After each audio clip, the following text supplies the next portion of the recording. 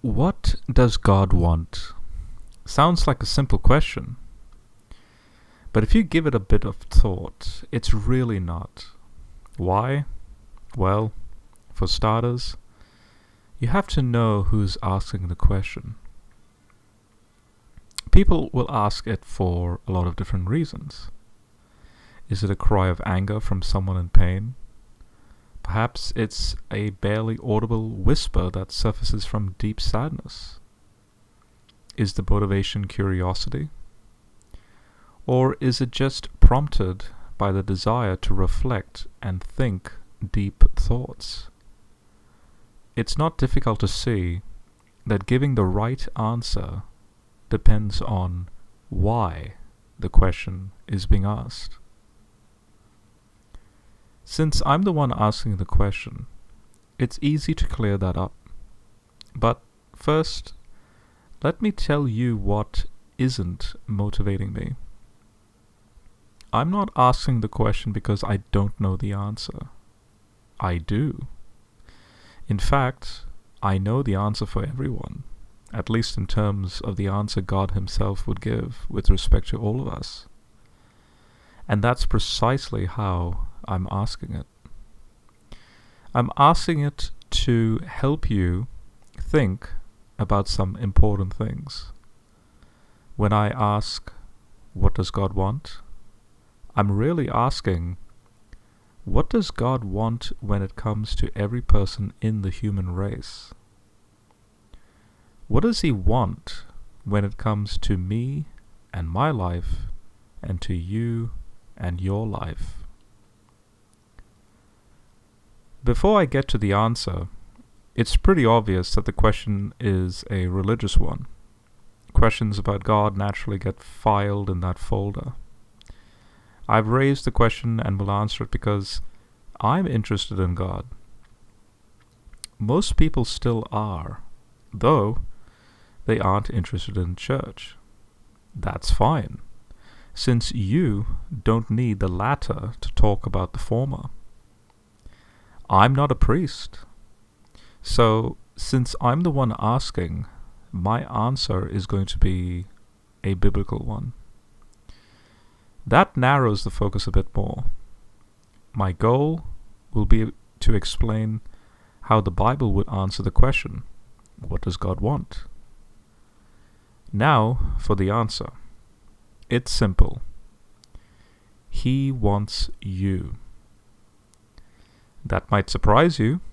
You may doubt it. That's okay. But it's the right answer. To be honest though, it isn't enough of an answer.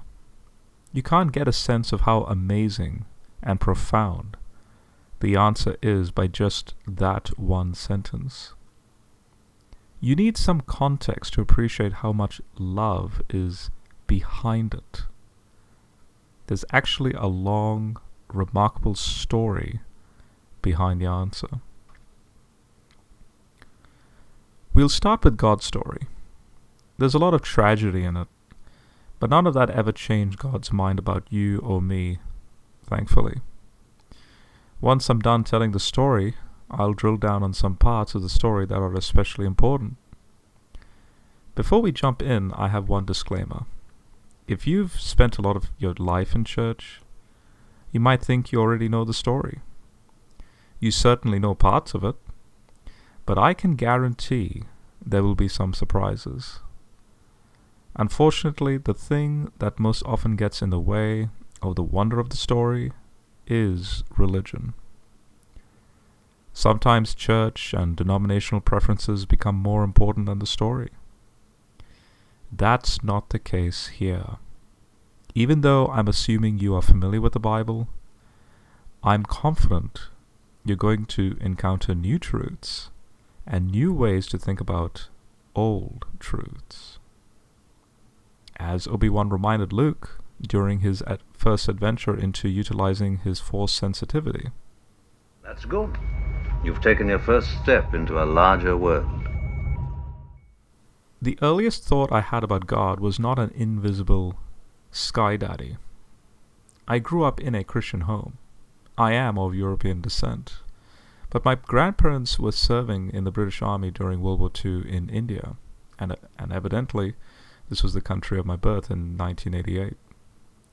I moved to Australia in 1997, and finally my interest into religion started near the end of 2010. Soon after my opa's passing in May of that same year.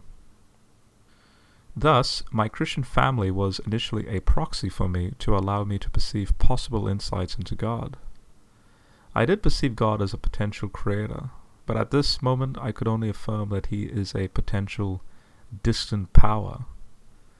I naturally presumed that if he existed, he knew about me and everyone else. But I had no idea what he was thinking, or if he was thinking, about me or the other people in the world.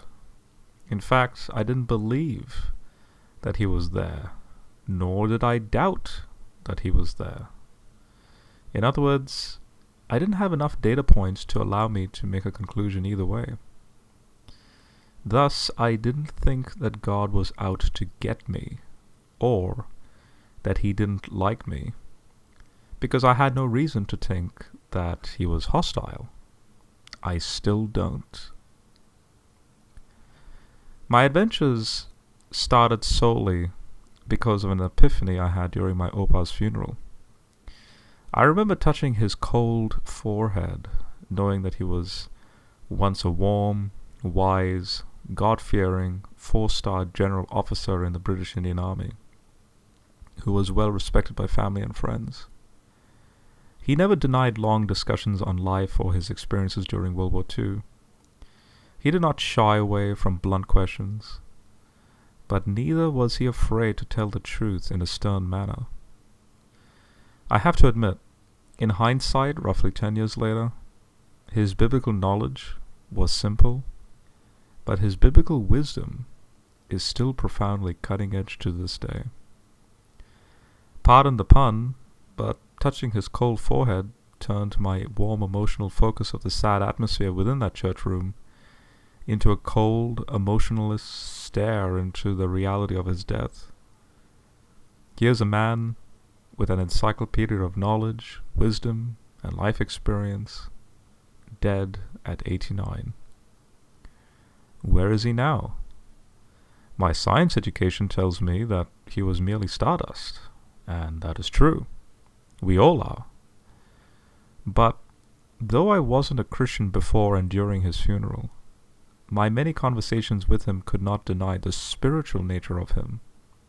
Whenever I would look at him, sometimes seeing him teary-eyed, and with this I could faintly see his consciousness transcending the carbon-based molecules that knitted his biological form. At his funeral I could only ask, now what? His biological form is no more. You might be wondering if I was afraid of death. No, I wasn't. And I'm not afraid of death now. I found it intriguing. That first experience of death in the family was a means to ask myself these questions. First, is death natural? Second, if not, why does it exist? Third, have humans asked the same question? Fourth, if so, how have they variously described this phenomenon? And finally, fifth, have they contemplated a solution for death? It dawned on me that these questions have been asked thousands of times by billions of humans for the last 150,000 years. In fact, I started to notice a common denominator, that the only way to actually describe our biological life in this grand cosmos is, as we know in evolution, natural selection via common descent. But, more specifically, I couldn't shake off the philosophical notion that we are slaves chained to the inevitable entropy and decay of time, of which the fabric of our reality is doing nothing else but speeding towards death. When I was growing up in Australia, I didn't fully blend into popular radio music. For me, they were a lyrically mindless clanging of noise. Instead, I listen to intelligent alternative music. One Australian musician that I'm still a fan is Rob Eugan. At the time, I never contemplated the deep, thoughtful lyrics within his music, but they started to resonate.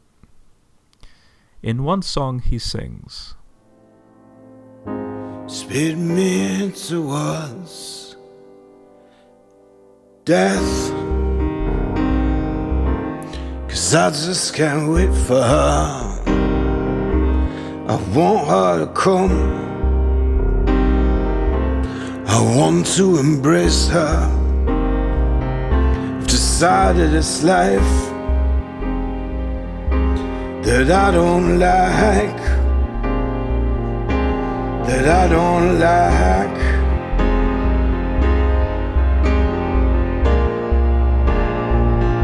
Speed me towards death, 'cause I think she'd go for me. They say time is the killer, I can't wait, he's too slow for me. I've tried all the rest, now I wanna try the best, and I die for some company. I die for some company. I don't want to die slowly, I don't want to decay.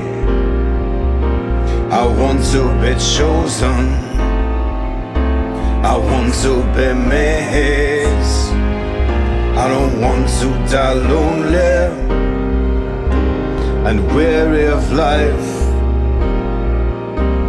I will not be earthbound, I'm gonna fly high. So speed me towards death, I want her to taste me.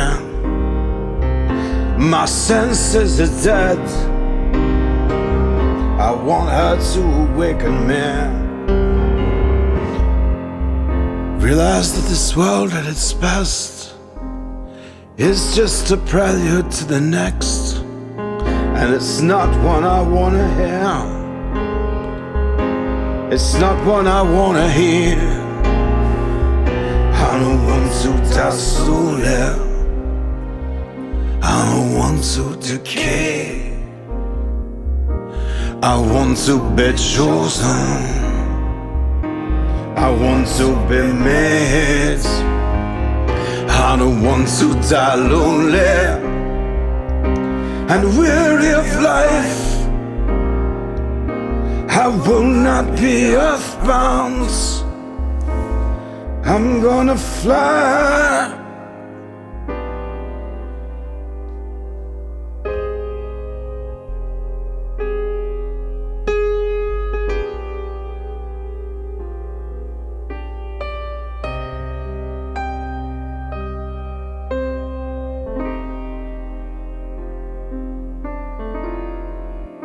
Life is a game fit only for fools.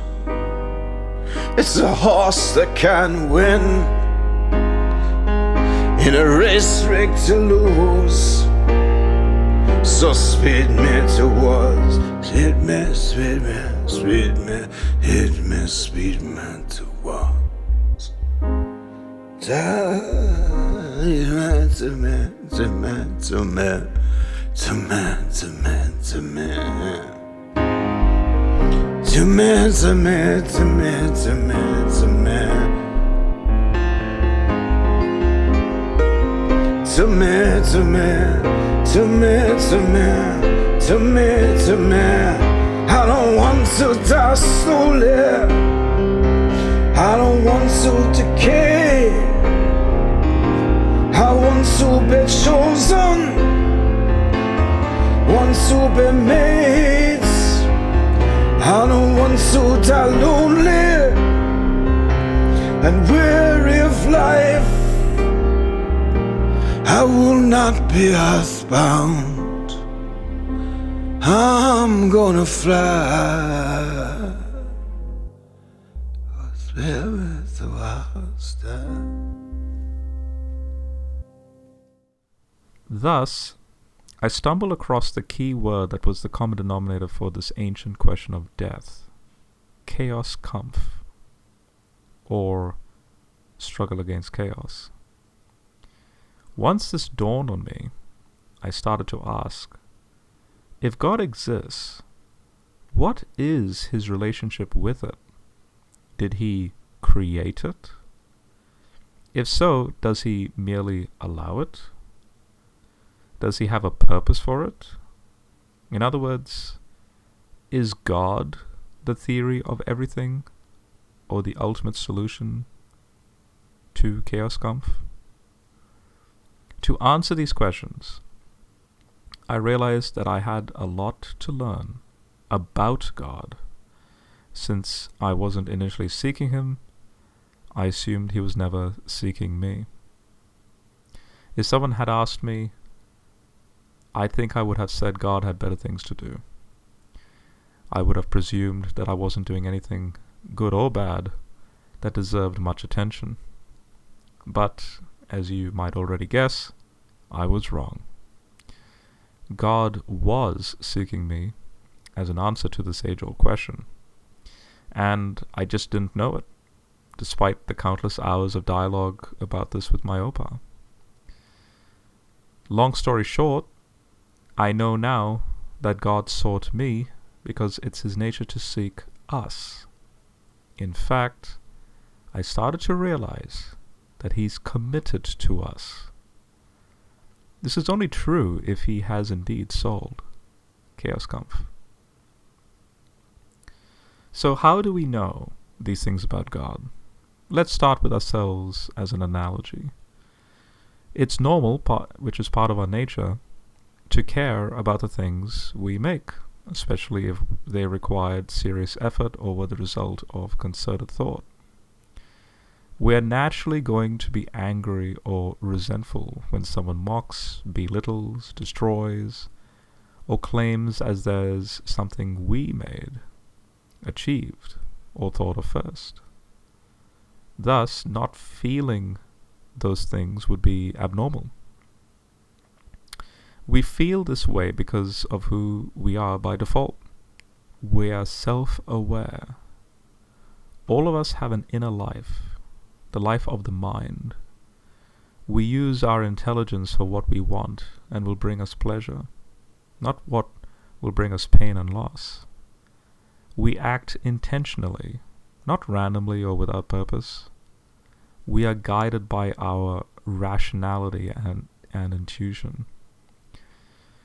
Illustrations of why all this is on target are numerous. Even the things we think have the least significance are done intentionally, guided by some point of reason. We brush our teeth because we don't want cavities or bad breath. We get up because we have something fun to do. We turn left instead of right because we have a place to go. On those occasions when we might do something that could be called irrational, it's still because we want some desired outcome. Even when we do something unpleasant, it's with the thought that it'll be good for us in some way. Why else go on a diet? Thus, we are by nature purposeful beings. Again, the opposite of these things would signal a psychological or emotional anomaly. I started to see that the biblical God shares this profile. God does what he does to enjoy what he's done. God didn't create humanity because he lacked something. He wasn't lonely, as though he was incomplete or needed company. God needs nothing because he's God. He created things to enjoy the work of his own hands. But those things he cares about most are those he made to be like him in his own image. That would be you and me. This is where our story begins. This story of why God wants us begins with the biblical idea that God is our creator. Although we can't completely comprehend that, the bottom line is that we're here because God wanted us here. God doesn't act randomly. He acts with purpose. When he created humanity, he wasn't trying to fill some deficiency in himself. Given the fact that he didn't need us but still made us, there's only one rational explanation for why he created us. God wanted us to exist in order to enjoy us, but more so, to have us enjoy him. Because God created us, he is our Father. And the humans he has created are his children. That's why the Bible uses the language of family to describe God and his relationship to us. That's no coincidence. But to really understand the context for family-centered language in the Bible, we need to go back to the time before God made the human race. It may surprise you, but God wasn't alone then either. That's another reason why we can be sure he didn't create us to heal his own loneliness. Before God created us, he had already created other intelligent beings. They were the sons of God. We call them angels. These shouted joyfully when God laid the foundations of the earth. They were already present and watching. Think about the phrase, sons of God. The same Hebrew term translated sons can also be translated more inclusively as children. What does a phrase like children of God imply? Family. The term children is what you would use when family is a subject of conversation. In the case of Job 38, the family is a heavenly or supernatural one. God is father to the intelligent beings he creates in the unseen realm. The fact that God already had a supernatural family helps us understand his motivation for the creation of humans in the Genesis story. In other words, and as it turns out, God wanted a natural family in addition to his supernatural family. Incredibly, the story of Eden tells us God wanted his two families to live together in his presence. This means that, just like the angels, humans were originally created fit for the presence of God himself. But how do we know all that? Let's take a look. Genesis begins with creation. God had done a lot of creating by the time the story gets to people. The story unfolds in complete harmony with the natural evolutionary history of our planet, that is 4.5662 plus or minus 0.0001 billion years old. With God creating early biotic life in the primeval oceans on the first day, vegetation on the third day, advanced marine phyla, which is the Cambrian explosion, on the fifth day, and then land species on the sixth day. None of those creatures were capable of having a relationship with God. They could not converse with God. They could not share their thoughts with God or express their appreciation to him. Members of a family relate to one another. They interact on an intellectual and emotional level. They form companionship bonds. As spectacular as plants and animals are, they couldn't play the role of children. They weren't family. That's what God really wanted. He needed to create something like himself. After God had filled the earth with all species of life, he still had work to do. God decided to fashion new species in his own likeness. They would be his earthly family. The image of God is an important concept in the Bible. Humans were created to be like God. Think of the image of God as a verb, and you're on the right track to understand the idea. We were created to image God, to be his imagers, to represent him. What does it mean to image God? Genesis 1:27-28 gives us the answer. Quote, "So God created mankind in his own image. In his own image God created them. He created them male and female. God blessed the humans by saying to them, "Be fruitful, multiply, fill the earth, and subdue it. Be masters over the fish in the ocean, the birds that fly, and every living thing that crawls on the earth." God could have taken care of his world just fine. He's God. Nothing is beyond his ability. But instead, God created an earthly family. His children would assume his role in managing and maintaining his creation. They would be understudies and partners. Imaging God means being God's representation on earth. God tasked humans with doing a job he could just as well have done himself, but he wanted his children to participate. God's business would be family business. Eden was not merely God's home, it was God's home office. Thus, we were created to be God's co-workers. God made sure the people he made could do the job of imaging him on earth. He shared his attributes, his qualities and abilities with them, things like intelligence and creativity. Yes, humans are a lesser version of who God is, but he made us to be like him so we could participate with him as co-rulers and co-caretakers in his new world. Imaging God is an important concept for several reasons. It gives each of us a secure, profound identity. It was God's original desire that every human being would be his child and partner. Thus, that is how God looks at people. It's also how we ought to think of people. God wants every one of us to consider each person a sibling.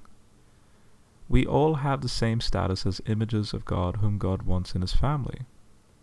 Racism, violence, manipulation, and coercion were not part of God's design for humanity. They are the evil result of rebellion and sin. God hates what sin has done to people he loves. That's something we need to remember when we think about our own moral failures and those of others. Imaging God also gives us purpose. We have a mission. Every person, no matter how small or weak or short-lived, has some role to play in someone else's life.